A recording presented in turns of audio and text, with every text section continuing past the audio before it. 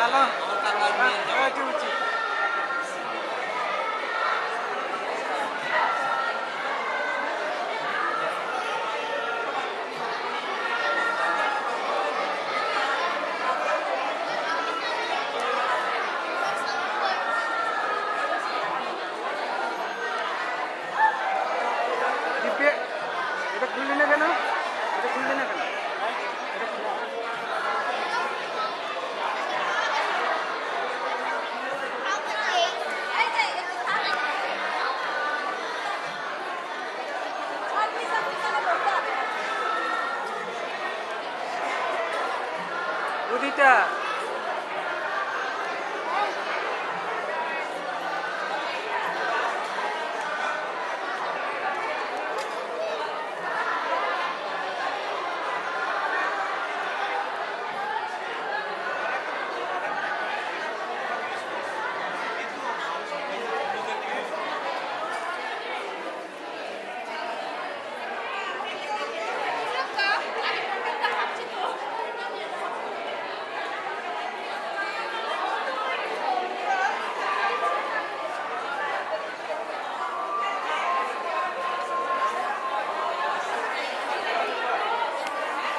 ভাই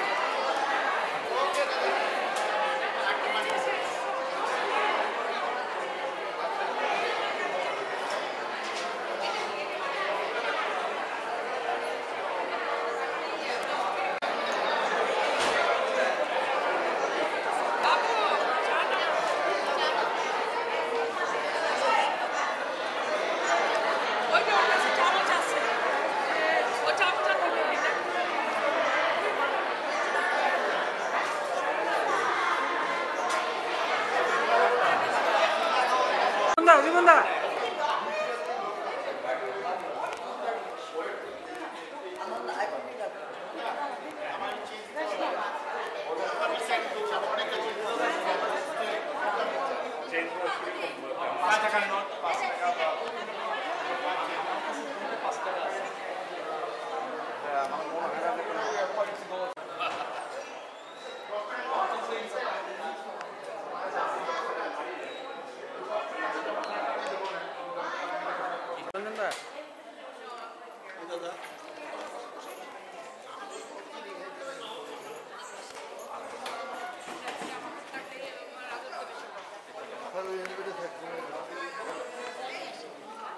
এখন ওই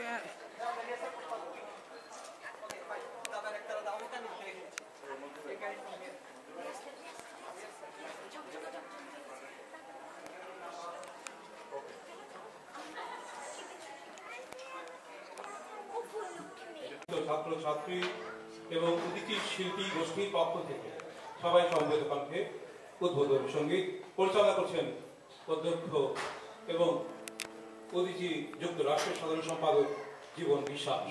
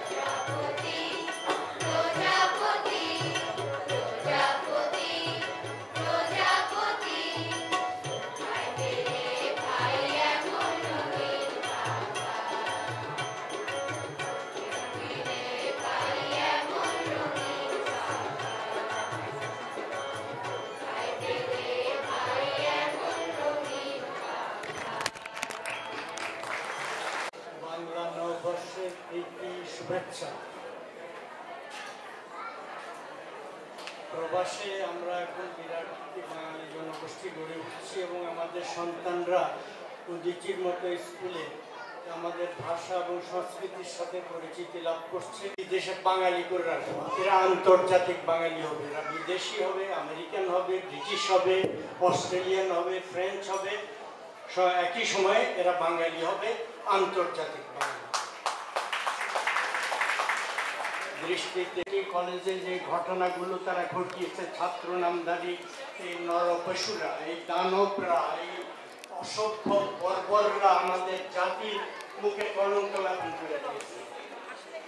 আমি এদের নিন্দা করার ভাষা জানি না, এদের প্রতি ঘৃণা প্রকাশ করার ভাষা জানি না এবং সবাই এদের কঠোর শাস্তি দাবি করেছেন। কঠোর শাস্তি, জেলে দিলে এরা পোলাও কেমা খাবে, এদের দল, এদের ফ্যামিলি এদেরকে মনে পাঠাবে, জেল হবে কিনা সন্দেহ, এরেস্ট হবে কিনা সন্দেহ।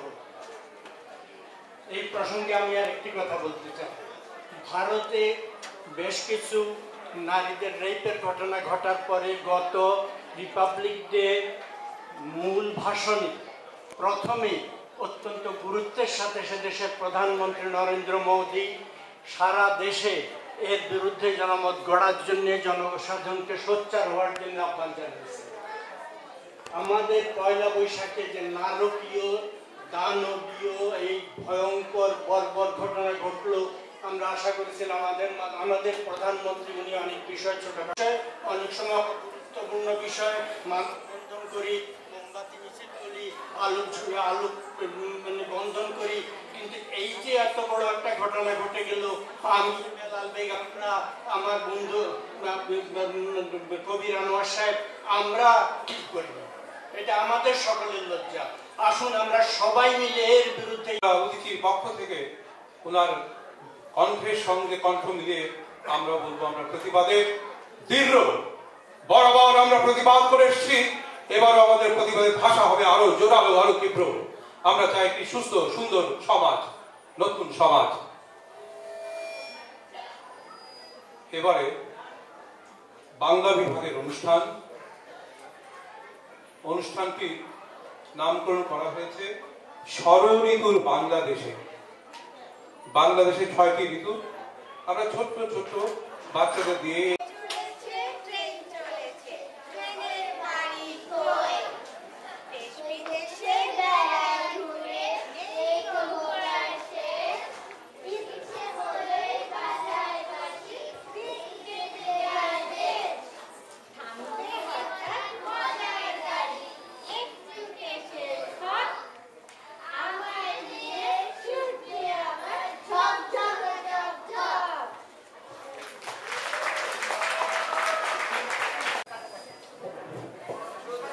গ্রীষ্মকাল, গ্রীষ্মের দাবদাহ, এক বৃদ্ধ গাছের নিচে বসা, আরেকজন ঘাম ঝরাচ্ছে, সে অস্থির। সঙ্গে দুটো নাতি আপনি, ছোট্ট বাচ্চা, সবাই গ্রীষ্মের দাবদাহে কাতর।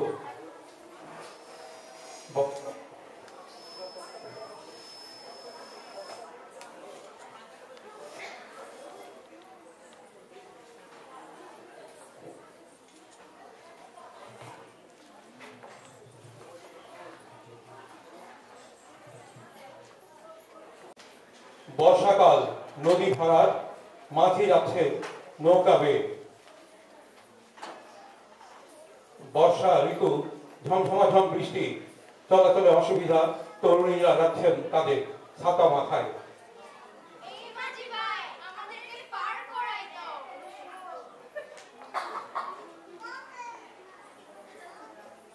শরতে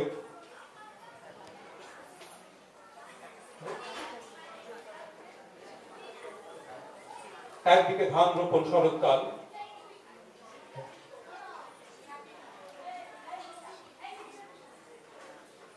হেমন্তকালে ধান রোপণ, ধান কর্তন হচ্ছে এখন। একদিকে ধান রোপণ হয়ে গেছে, এরপরে ধান কর্তন করবেন চাষি কাস্তে হাতে।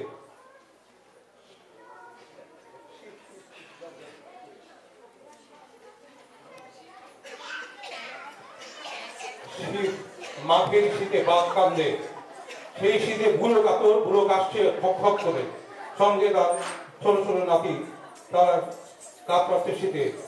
আবার একদিকে মজা, শীতের পিঠা, শীতের দিনে মজা করে আয়েস করে সব পিঠা বানিয়ে খাচ্ছেন শীতের উৎসবে।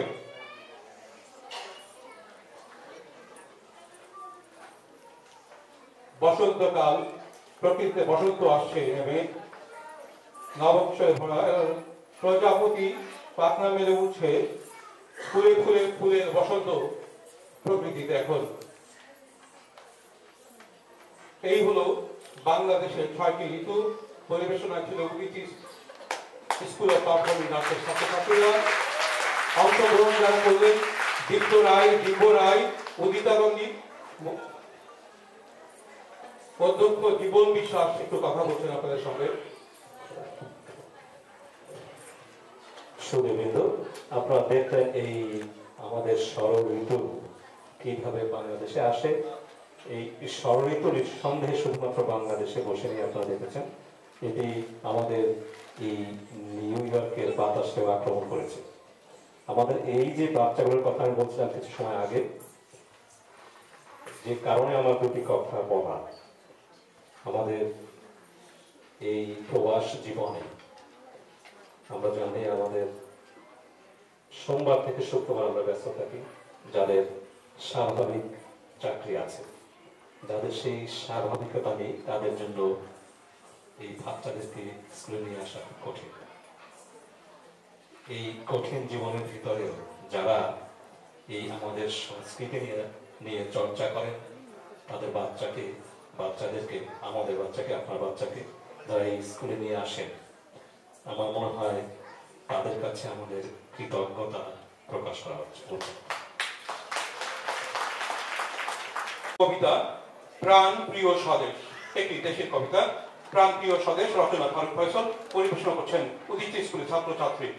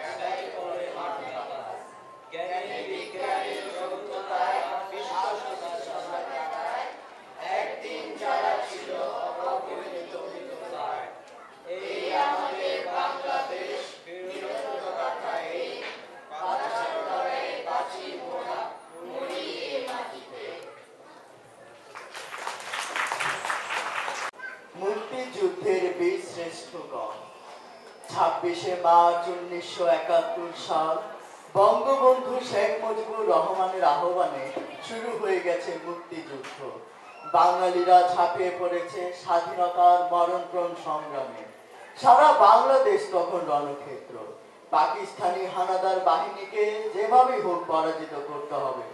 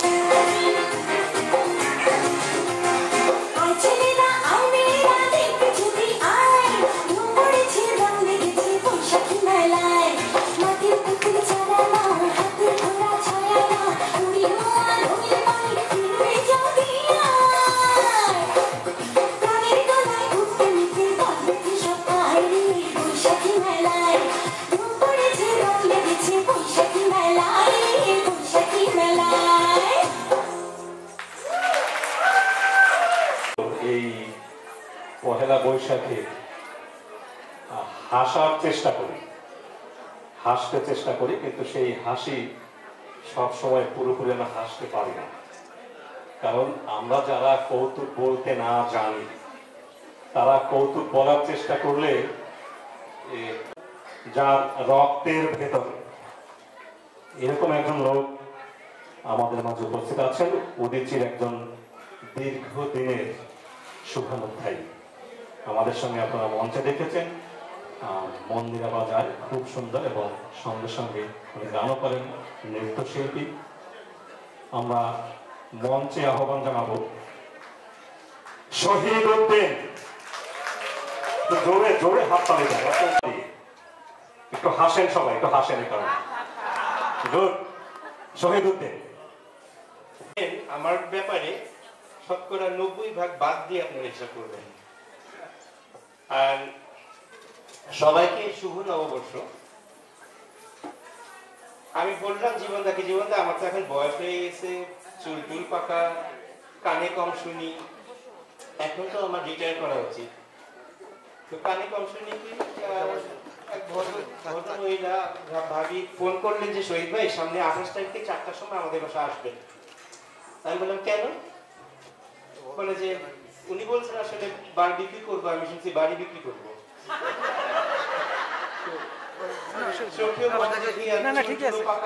চুল পাকাতে আমার কিছু সুবিধা হয়েছে, গোফও পাকছে কিছু কিছু। আগে আমার অনেক দূর থেকে মানুষ বুঝতো না আমার গোফ আছে, এখন বুঝে আমার গোফ আছে।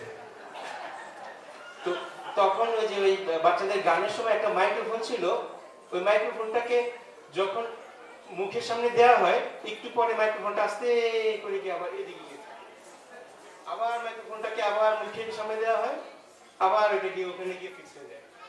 তো বুঝতে পারলাম যে মাইক্রোফোনটাকে চেঞ্জ করা যাবে না, মুখটাকে চেঞ্জ করতে হবে, তাইলে ওখানে কথা বলতে পারবে। তো এক ভদ্রলোক এক পাখা কিনবে, তাল পাতার পাখা। তো বাজারে গিয়ে বললো যে এই পাখা কত? বলে 5 টাকা। আচ্ছা ওইটা কত? 4 টাকা। তো বলে চলে যায়। তো বলে ভাই পাখা কিনবেন না? না আপনার পাখার অনেক দাম বেশি। দাম বেশি, আপনার বাজেট কত? তাহলে আমার বাজেট ছিল 1 টাকা। তো বলবেন যে 1 টাকা, 1 টাকার পাখাও আছে, ব্যাগের ভিতর থেকে 1 টাকা দামের পাখা বের করে দিল। ঘরে নিয়ে গেলেন, গিয়ে দেখে যে পাখার ডাটি ভাঙা। আবার চলে আসছে, ভাই কি পাখা দিলেন? ওর তো ডাটি ভাঙা। পাংখা কিনছিলেন কত দিয়া? বলে কিনা 1 টাকা দিয়ে কিনছি। তো কি পাংখা নাড়াচাড়া করছেন? হ্যাঁ, নাড়াচাড়া না করলে বাতাস করবো কেমনে? না 1 টাকা দামের পাংখা তো, পাংখার সরা রাখেন, আপনি নাড়াচাড়া করেন।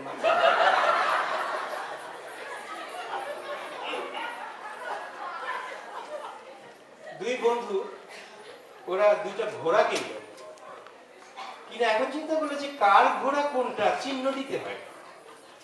একজনে বলে যে একটা লেজটা কেটে দিই, তো বলে যে লেজ কাটলে ঘোড়ার সৌন্দর্য নষ্ট হয়ে যাবে। আচ্ছা না, লেজ কাটা যাবে না। আচ্ছা কি করা যায়? কেশরটা একটুখানি কেটে দিই। না, কেশর কাটলেও তো ঘোড়ার কেমন দেখা যাবে। কি করা যায়? আচ্ছা এক কাজ করি, একটা ঘোড়ার পেইন্ট করে আমার নামে প্রথম অক্ষর লিখে দিই, আর একটা ঘোড়াতে পেইন্ট করে তোর নামে প্রথম অক্ষর লিখি। মানে হ্যাঁ, এটা ভালো বুদ্ধি। না, আবার সমস্যা আছে, ওই বৃষ্টি টিষ্টি আসলে পরে আবার ওই রং টং নষ্ট হয়ে যাবে, আবার এই করে ঝামেলা আছে। তার থেকে এত ঝামেলা করার কি দরকার? তার চেয়ে তুই কালা ঘোড়াটা নিয়ে আমি সাদা ঘোড়াটা নিই। তো ওই কালো সাদা এক ছেলে আসছে, জুতা পরে আসছে, একটা কালো জুতা একটা সাদা জুতা। তো সবাই বলে যে এই কি রে, তুই দুই রঙের জুতা পরে আসলি কেন? বলে আমি কি করবো, ঘরে যে জোড়া আছে সেই জোড়াও তো একটা সাদা একটা কালো, তো এইটাই পরে আসছি, এটাও সাদা কালো ওইটাও সাদা কালো, এক জোড়া চুইঝুসি পরে আসলো। তো দাদি নাতনিকে বলে, এই তোকে যদি বাঘ তাড়া করে তুই কি করবি? বলে বাঘ তাড়া করলে আমি দৌড় দিব। বাঘ যদি তোর পিছে পিছে দৌড় দেয় তুই কি করবি? আমি আরো জোরে দৌড় দিব। বাঘ যদি আরো জোরে দৌড় দেয় তুই কি করবি? আমি গাছে উঠবো। বাঘ যদি গাছে উঠে তুই কি করবি? আমি পানিতে ঝাঁপ দিব। বাঘ যদি পানিতে ঝাঁপ দেয় তুই কি করবি? ওই বুড়ি তুই কি আমার দলে না বাঘের দলে?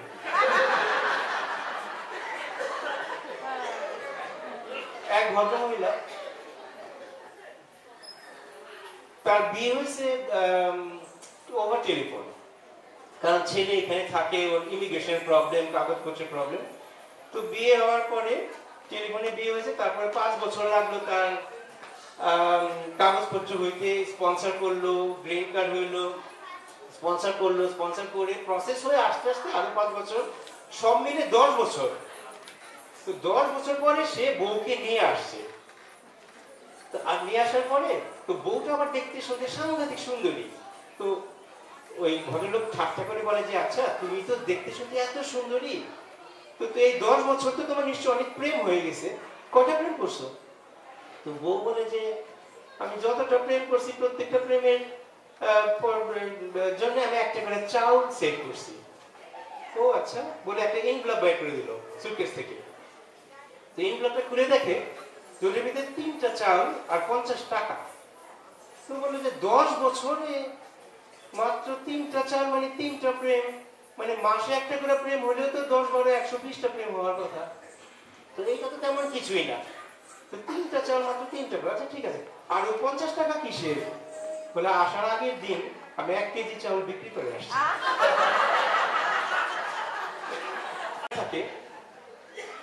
সে অনেক রাতে বাড়ি ফিরে তার অভ্যাস হয়ে গেছে ওই জুতা ঠাস করে খুলে ওই দেওয়ালের মধ্যে ধপাস করে আওয়াজ হয়, আরেকটা জুতা এই দেওয়ালের মধ্যে ধপাস করে মানে ওদিকে ধপাস করে আওয়াজ হয়। তো নিচের তলায় যে কাপড়টা থাকে ওরা ওই ধপাস ধপাস শব্দ রাত 3টার সময় শুনে আর জেগে বসে যায়। তো একদিন ওনার সাথে দেখা হলো, বলে ভাই আপনি তো ব্যাচেলর মানুষ, অনেক রাত্রি করে আসেন, এসে তারপরে জুতা যে খুলেন এত জোরে শব্দ করে খোলেন, আমাদের তো 3টার সময় ঘুম ভেঙে যায়, আমরা তো সকালবেলা অফিস যেতে হয়, আপনি একটু জুতাটা আস্তে করে খুলেন, আওয়াজ করে খুলেন না। তুই নো সরি সরি সরি আর হবে না, আমি বুঝতে পারি না, সরি সরি সরি। তো পরের দিন আসছে, সে আবার রাতে সে অভ্যাস পর্যন্ত একটা জুতা ঠা ধপাস করে ওয়ালে খুলে ফেললো। তারপরে মনে হলো যে আরে আজকে না সকালবেলা, কালকে সকালবেলা তো ওই নিচতলা থেকে কমপ্লেন আসছিল, তো সেগুলোকে আরেকটা জুতা আস্তে করে খুলে রেখে তারপর সে শুয়ে পড়ছে। 1 ঘন্টা পরে নিচের তলা থেকে ওই ভদ্রলোক আসছে, এসে নক করলো, কি ভাই? বলে ভাই আমরা তো দুজনে বসে আছি, আপনি আরেকটা জুতা কখন খুলবেন? এক ভদ্রলোক পাঞ্জাবি সেই সময়ে 10 টাকা দিয়ে একটা আলখেল্লা কিনে, সেই আলখেল্লা ওই পড়তে পড়তে পড়তে পড়তে পড়তে যখন নাকি নিচে একটু ফাটা ফাটা শুরু হয়ে যায়, তখন আবার 2 বছর পরে ওইটাকে দর্জির কাছে নিয়ে ওইটাকে কেটে সেটা একটা পাঞ্জাবি বানায়। সে পাঞ্জাবি পড়তে পড়তে পড়তে যখন নাকি সাইডে কাটা সেটা শুরু হয়ে যায়, ওইটাকে কেটে সেটা একটা হাফ হাতা শার্ট বানায়। আরো 2 বছর পরে সে হাফ হাতা শার্টকে আবার একটা গেঞ্জি বানায়। তারও 2 বছর পরে ওই গেঞ্জিটার থেকে একটু কাপড় বের করে একটা টুপি বানায়। তারও 2 বছর পরে ওই টুপি থেকে ছোট্ট একটা পিস কাপড় বের হয়ে ওটা দিয়ে রুমাল বানায়। তারপরে সেই রুমালটাও 2 বছর পরে ইউজ করতে করতে এই পারে ওপর দেখা যায় আর তো কিছু বানানো যায় না। এখন কি করে? সকালবেলা যখন নাকি ওই দাঁত মেজে মুখ ধুতে যাবে খালের পানিতে, তখন ওই রুমালটা নিয়ে গেল, গিয়ে ম্যাচের কাঠি দিয়ে ওটাকে পুরলো, পুরিতে ছাইটা হলো, সেই ছাইটা দিয়ে দাঁত মাজে। দাঁত মাজার সময় ওই দাঁত মাজতে মাজতে কুলি করে পানি ফেলে আর বলে জলজ্জান্ত 10টা টাকা পানিতে দিল।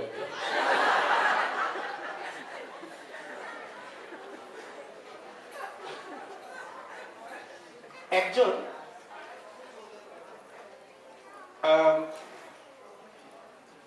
হঠাৎ করে ভাবছে যে কি করি, গরমের দিন তো ঠিক আছে একটুখানি বাইরে একটু ঘুরে আসি।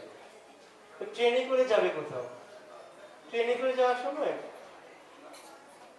ওই বাঙ্ক বেডে সে একটু ঘুমানোর চেষ্টা করলো, আর এক বুড়া মানে কি ওই জানালাটা খোলা ছিল, সেই জানালাটা বন্ধ করে দিল। তো সেই বুড়া চিৎকার করে, আরে ভাই এই জানালাটা বন্ধ করলেন, কে বন্ধ করলেন? এই গরমের মধ্যে এমনি ঘাম, ভাই জানালাটা একটু খুলে দেন, এত গরমের মধ্যে টিকতে পারতেছে না। তো আবার একজন আবার জানালাটা খুলে দিল। আবার ওই সাইড থেকে আরেক বুড়া, সে বলে আরে ভাই জানালাটা কে খুললেন ভাই, শীতে মরে গেলাম ভাই জানালাটা বন্ধ করেন। আবার একজন জানালাটা বন্ধ করে দিল। আবার এই চিৎকার, ভাই জানালাটা খুলেন, গরমে মরলাম। ও বলে জানালাটা বন্ধ করেন, শীতে মরে গেলাম। তো উপরে বাংক বেডে যে যাচ্ছিল সে বলে ভাই আপনি একটা কাজ করবেন, জানালাটা খুলে ধরে রাখেন অনেকক্ষণ যাতে একটা মরে যায়, আবার বন্ধ করে আবার ধরে রাখেন কতক্ষণ যাতে আরেকটা মরে যায়, তারপর আমরা একটু আরাম করে ট্রেনে একটু যাতায়াত করি। আসলে পরে দেখা গেল কি ওই জানালার মধ্যে কোনো কাছে ছিল না, ভাঙা ছিল। এটা হচ্ছে সাইকোলজিক্যাল গরম আর কি। তো বাসে সামনের দরজা পিছনের দরজা দুই দরজায় দুই কন্ডাক্টর। তো পিছনের দরজা কন্ডাক্টরকে এক বুড়ো চাচা বলেন যে বাবা আমি তো মৌচাক নামবো, আমাকে একটুখানি মৌচাকে একটু নামাই দিও। কন্ডাক্টর বলে চাচা আপনি তো ভুল বাসে উঠছেন, এটা তো এক্সপ্রেস বাস, এটা মালিবাগ থামবে তারপরে মগবাজার, মাঝখানে মৌচাক তো থামবে না, আপনি মালিবাগ নামতে হবে, মালিবাগ থেকে মৌচাক একদম কাছে, আপনি যেতে পারেন। না বাবা আমি তো আসলে চিনি না ঢাকা শহর, আমার একটুখানি মনে করে একটুখানি থামা, একটু নামাই দিও, আমি বুড়ো মানুষ। তো কন্ডাক্টর বলে যে চাচা আসলে থামাইলে পরে না পুরো বাসের মানুষ অবজেকশন দিবে যে আমরা এক্সপ্রেসে পয়সা দিলাম তুমি বাস থামাও কেন। তো একটা বুদ্ধি আছে, থামানো যাবে না। ওই দুপুরবেলা মৌচাকের কাছে বাসটা খুব স্লো যাবে, রিক্সার ভিড় থাকে তখন, তো খুব স্লো যখন যাবে ওই স্পিডে আপনি লাফ দিয়ে নামতে পারবেন, ঠিক বাসটা একদম থামতে পারবে না। আমি যখন আপনাকে বলবো তখন আপনি জাস্ট লাফ দিবেন। আর মনে রাখবেন বাস থেকে নামার পরে কিন্তু দাঁড়ায় যাবেন না, তাহলে কিন্তু গতি জড়তা করে যাবেন, বাসের সাথে সাথে একটু দৌড়াবেন। তো ঠিক আছে, মৌচাকের সামনে একদম রিক্সা ভিড়, বাসটা অনেক আস্তে আস্তে যাচ্ছে। চাচা এখন লাফ দেন। তো চাচা লাফ দিল, লাফ দিয়ে তার মনে আছে দৌড়াতে হবে, দিল দৌড়। দৌড়টা আবার বাসের থেকে স্পিড বেশি হয়ে গেছে, সামনের দরজার কাছে যখন গেছে তখন সামনে কন্ডাক্টর ছিল, সে বলে চাচা কই যাবেন ওঠেন, আবার তাকে তুলে দিল। ঘড়িতে কয়টা বাজে জিজ্ঞেস করবে, তো একজনে ভাই কয়টা বাজে, ও দেখে বলে বাইজা 5 মিনিট। তো বুঝলো না বাইজা 5 মিনিট মানে কি। আবার একটু পরে ভাই বুঝলাম না তো কয়টা বাজে, এই তো বাইজা 7 মিনিট। বাইজা 5 মিনিট বাইজা 7 মিনিট মানে কি, কয়টা বাজে 5 মিনিট কয়টা বাজে 7 মিনিট। দেখেন না আমার ঘন্টার কাটা পড়ে গেছে। আমি শেষটা বলি কারণ সময় তারা আছে। সেটা হচ্ছে আমাদের বাংলাদেশে সুন্দরবনে টার্জান আছে, এটা কিন্তু আমরা কেউ জানি না। ছোটবেলা থেকে ওখানেই জন্ম, ওখানেই সে বড় হয়। তো ওই নদী দিয়ে যখন নাকি ওই যে বজরাতে বরযাত্রী যায়, ওইখানে মাইকে গান বাজে, সেই গান সে প্রত্যেক দিন ওই সুন্দরবন থেকে শুনে। তো ওই গান শুনতে শুনতে শুনতে শুনতে শুনতে শুনতে একটা পল্লী গীতি সে মুখস্থ করে গেছে। এখন সে তার ইচ্ছা হলো তাহলে আমি তো জানি গানটা, আমি এখন গাবো। তো ওই নীনা হামিদের সে আমার সোনা ময়না পাখি সে গাচ্ছে ওইভাবে শিখে। আমার সোনার ময়না পাখি কোন দোষেতে গেল হুইরা রে,